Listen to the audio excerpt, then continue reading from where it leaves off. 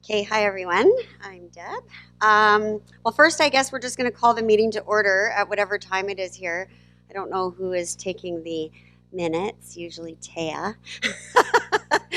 um, yeah, it's probably about 10 after 6. Um, Thank you.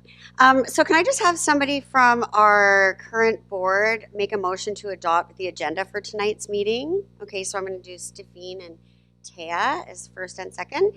And as well, if somebody can adopt the minutes from our meeting that we had in June of 2021. Somebody want to make a motion? Okay, Melinda and Doug. Perfect. Thank you very much. And then financial reports, I'm going to invite Melinda to come up here and just give us a little bit of, or from there, no, come up here and keep me company. So Melinda's our treasurer, and she just has a few words to say about our financial statements. Hi, everyone. Well, all things considering with the scenarios and situations that we have with COVID, the Chamber actually didn't do as badly as we thought it might. We did come out at a loss, which was to be expected. But we expect 2022, with things lifting and things trying to get back in motion, we should pick back up again. I do believe memberships did go up again, which is a good sign. What else to say, really.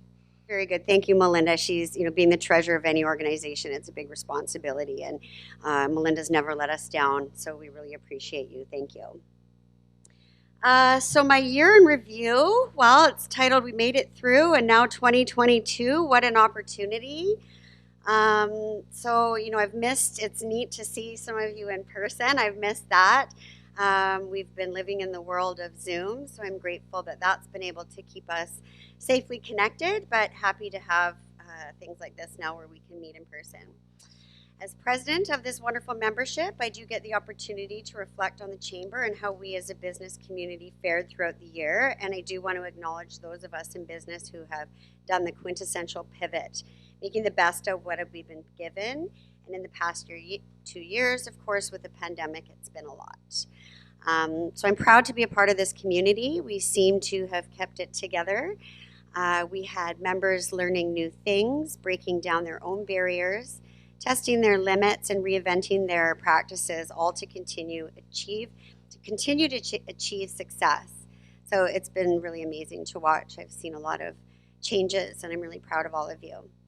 As a board, we've stayed really strong as far as our numbers go. Donna McMahon is not here, but we've absolutely been able to rely on her as an Area E director for the Sunshine Coast Regional District. She comes to our monthly meetings and gives us an update on the happenings in the region, and it's really helpful. We do look forward to more involvement with the town in the coming year. One of the latest interesting updates that Donna talked about at our last board meeting was a campaign school. And that's to encourage women to join local politics. And that will be, I think it was 2 meetings via Zoom, and it'll be presented by Darnelda Seegers, the current mayor of Sechelt, Pamela Goldsmith-Jones, former MP for the Liberal Party, Lori Pratt, who is the Half Moon Bay director, Area B, and Dawn herself. So keep an eye out for that if you did want to be a part of affecting change on the Sunshine Coast on a political level. Our board did say goodbye to a board director earlier this year, Kim Kingston. We enjoyed having her. She's been a wealth of local business knowledge with her company, Hooray Truffles. She's not here tonight. She's grandmothering somewhere, but we wish her well on her future endeavors. Plus, we have 2 retiring board directors, Stephine Boyd and Ted McNichol. Both have been, and I am sure will continue to be, strong advocates for the Chamber. But we thank them both for their contributions. They've been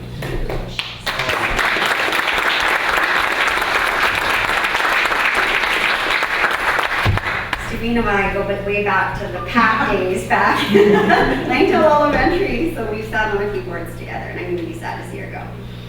Chris has always been a driving force behind our success, as far as I'm concerned. I love the passion that he puts behind the Chamber.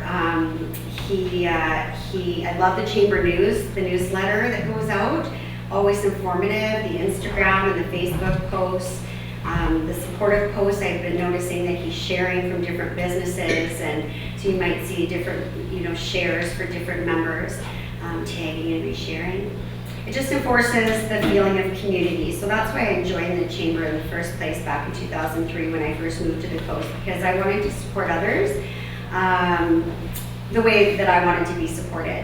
And so just in the recent past, I've attended 2 lunch and learns through the chamber, one with Joanna Piros, that was Develop Your Own Promotional Video Project, and April Qureshi, which was Strategic Decision Making for Small Business. And both were very full of knowledge, and I made some good connections there. So just another plus being part of the chamber. I met a girl who's going to help me with some website stuff. So I, of course, love to get out into the community for shopping and eating at our fabulous local eateries, treating myself to local services, and purchasing gift basket items for clients. I just submerge myself in the community. It's where I spend my time and my money, and I always encourage others to do so. And so I'm excited to hear Paul and Stansfield speak from Cerrito tonight about their program, Keeping It Coastal, Support Small Business. So the year ahead will be focused on building upon the opportunities, strength, diversity, and diligence of Sunshine Coast businesses. We are all in this together, and the Gibsons Chamber is proud to be your partners. So now we are going to be electing a new board of directors this evening, and Chris is going to come up for that. Thank you.